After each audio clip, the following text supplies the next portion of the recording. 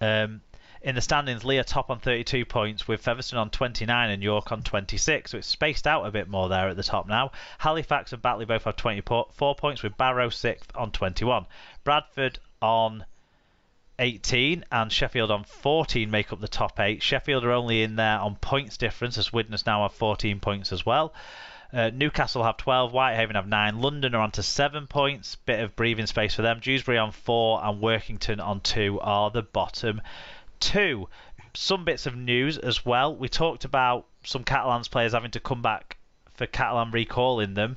Well, another Catalans youngsters had come back from a loan spell at Barrow as well because of Brexit rules apparently. So forward Matthew Cossa has moved past the initial 1 month period of his loan, and Barrow chairman Steve Neal has explained that the restrictions of movement on European nationals caused by the Brexit agreement mean that a full working visa needs to be obtained to work in the UK beyond an initial 1 month period. Under the rules, we cannot apply for a visa under a loan arrangement as we are not his direct employer.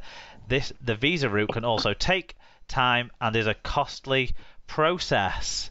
So that's a shame because he was obviously getting game time for the Raiders and clearly they've had some positive results. So yeah, that wasn't on the side of any buses, but yeah, nobody mentioned that in their campaign strategies, did they? No, but in other French international news, Featherstone have re-signed Gadwin Springer following his exit from Super League strugglers Toulouse. So Featherstone originally had signed Springer for this year, but because Toulouse offered him a Super League contract, he went and played for Toulouse, but fell out with them, so he's at Featherstone. They love to take someone who's pissed off Toulouse.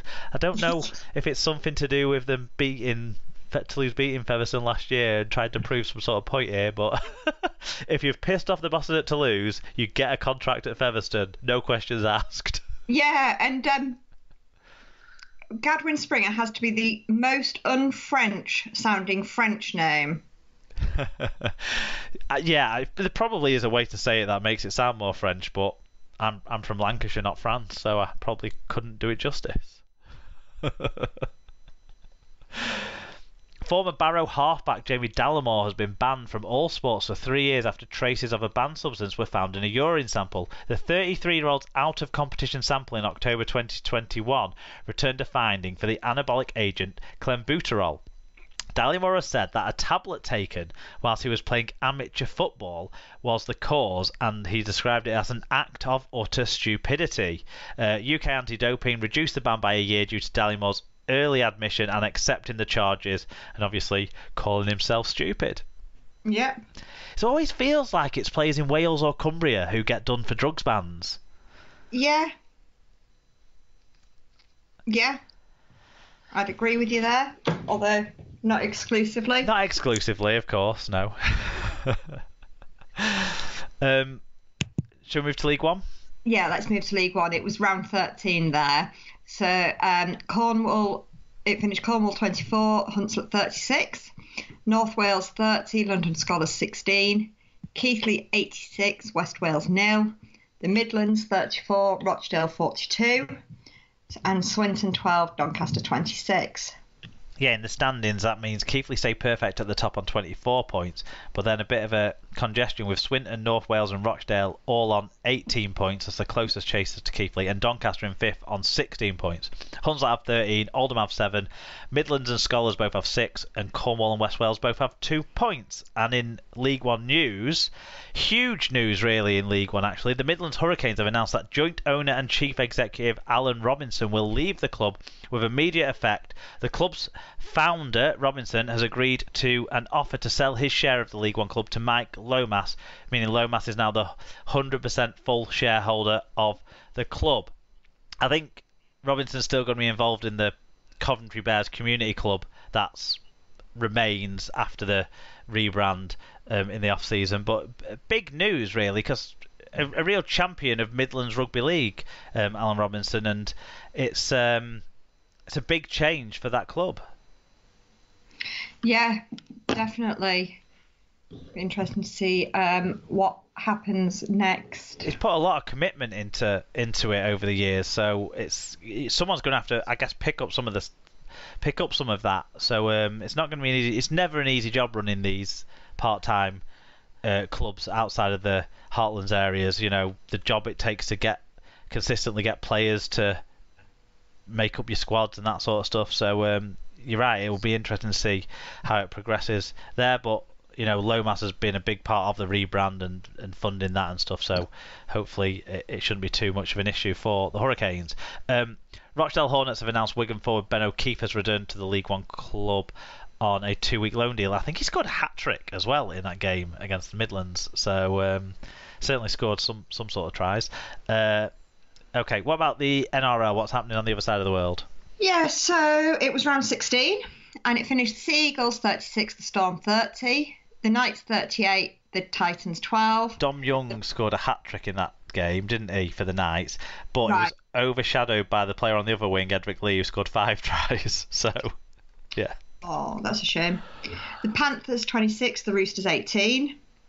The Bulldogs 6, the Sharks 18. The Cowboys 40, the Broncos 26. The Rabbitohs 30, the Eels 12. The Warriors 22, West Tigers 2. And the Dragons 12 and the Raiders 10. Yeah, good that the Warriors were back on home soil in New Zealand after all they've done for the NRL competition by playing for basically 2 years in Australia and not playing at home. So that was a positive story, and for them to get a big win as well when they returned home was really good to see. Panthers stay top on 30 points. Storm and Cowboys have 24 points. The Sharks are fourth on 22 points. Broncos and Eels both have 20 points. Then the Rabbitohs and Dragons on 18 complete the top 8. Sea Eagles have 16, Roosters and Raiders have 14, Knights have 12, Warriors have 10, Bulldogs and West Tigers have 8, and the Titans, Justin Holbrook's Titans, are at the bottom on 6 points. He's still the coach, isn't he, as far as I'm aware, but he must be getting under mounting pressure now. Yeah, you'd think so. Because all the other teams just above him have sacked their coaches, haven't they? So Yes, he's hanging on in there. We had some fan reviews in from some other games from all around the world of rugby league. So we'll take these in turns. I think I'll start with Rochdale Hornets 28, Sheffield Eagles 16 in the Wheelchair Championship North Phase 2. Bruiser 664 told us that Rochdale took the lead with a try from former Eagles player, but Sheffield pulled back with Rochdale falling for David Butler's dummy to create a gap to score his first try of the season, which was converted by Vicky Brooks. Irish international Stephen Palin-Campbell then perfectly timed a kick through for Chris Haynes to score his second try in 3 games, with Rochdale leading 16-10 at half-time. Rochdale scored again after the break, but a sustained period of pressure saw Palin-Campbell go down the short side to score from a Sean Autumn pass. Rochdale Scottish international scored his second try of the game just before full time to confirm the win. Not quite a win yet for Sheffield, but we're not far off, says Sean. Yep, well done. Getting there. Yep. And on Saturday, it was Dewsbury Moor under-18s against West Hull under-18s as part of the Barla National Cups finals. And Callum Percy, 99, got in touch and he said, this was a great game, 2 very good sides, but some disappointing news. Both teams fought hard throughout the game to make it 16-all at full time to take it into extra time. In extra time, the game was abandoned due to a crowd incident. Disappointing to spoil such a great game. Yeah, like awful that an under-18s match is abandoned because of fighting in the crowd, basically. Do you have a bit more context on this one? So I know some of the people who were officiating, and so most of what I've got is like from their parents, but apparently it was prolonged fighting. It wasn't just a sort of a flash in the pan, and the Tannoy announcer did say, I think they said sort of 6 or 7 times that if the trouble didn't stop, then the match would have to be abandoned, and it was into the second period of extra time as well. And from what I read in various places, it was not only fighting, but it was ripping seats out of the stadium and things like that. So just horrible and totally unnecessary. And hugely unfair on the kids, under 18s, the kids that were playing out there in, what would be a big day for those guys. Yeah, definitely. And, they, and it's not like you're going to rock up to that match if you're not either a parent of those kids or whatever.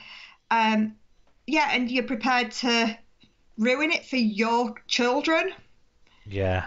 Insane. Yeah, and apparently it continued into the car parks and things. But somebody was saying because it happened just before the Featherstone match kicked off, they were actually saying because prior to that there hadn't really been any stewards around at all. So by that point the stewards were there, so did manage to get a little bit involved to at least get them out. Yeah, move it on. Yeah, appalling stuff though. Unfortunate for the kids of Dewsbury and Westhull. Yeah, when I last heard, a decision hadn't been made as to what was going to happen. With regard to whether it was going to be replayed. Yeah. Awarded one way or the other. No, it's just sad, isn't it, really? And it sounds like it was a cracking contest as well. Yeah, I mean, that's what everyone said. And, not only it's upsetting for the players, but also, for the match officials who were also only youngsters themselves. And everyone involved as well who'd put on the day. Yeah. They would have been building up to that final. There would have been other age group finals before that, I assume. Yeah, they had 14s, 16s and 18s. Yeah. And all that hard work, and then a group of knobheads mess it up, really. It's really sad. Another final to talk about, North West Cup final this time. Pop the Viking got in touch about Halton Farnworth Hornets girls under 14s versus Warrington Wolves under 14s. So they met recently and they've met again in this final. And the Hornets took an early lead before the Wolves struck back to make the half-time score 6-4, Paul tells us. He then says that the Hornets scored 2 tries before 3 quick tries by the Wolves took the score to 18-16 with a few minutes to go. A knock-on from the Wolves gave Hornets the possession and they scored in the corner. As the conversion was missed, the referee blew his whistle and it was a win for the Hornets, 20 points to 18. Proud of Grace and the girls. Well done. Yep, good win for the Halton Hornets there. And then we got one more in, didn't we, from the London competition? Yeah, so Dr. Hideous got in touch. It finished Brixton Bulls 36, West Warriors 24. And Dr. Hideous says the game was even until the end. Wests went ahead, then Brixton clawed it back and took the lead. Then Wests came back, and with 15 minutes to go, it was 24-all. Bulls used their interchange as well, and with Wests tiring, 2 tries in the last 10 minutes sealed the win. We were also treated to an entertaining fight in the second half involving a terrible mullet. I'll tell you something on the subject of mullets. There's some awful ones around in the Holland district youth community game at the moment. Absolutely shocking. Yeah, it seems to be really growing in popularity as well for people to have like these haircuts where they have really short sides and then grow it a bit longer, not just on the top but on the back as well. Yeah. And then you get the extreme examples, don't you, like Brad Fash, who, yeah. I don't understand when this resurgence of moustaches is going to stop as well. I think it's gone on too long now. Yeah, definitely, I agree. Yeah, these mullets, like, how come a lot of youth fashion, and particularly from what Emma tells me, female youth fashion is very 90s at the moment, and you see a lot of girls like with hair like the Spice Girls might have had, for example, and that sort of stuff.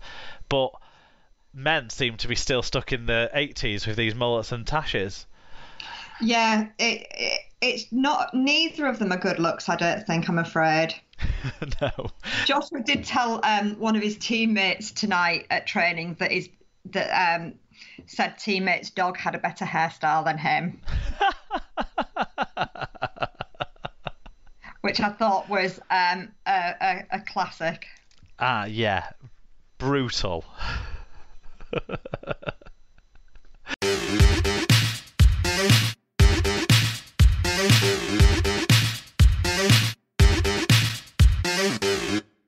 Okay, predictions time. Super League round 18 is being played in Newcastle at Magic Weekend. I'm pretty excited for the weekend. I think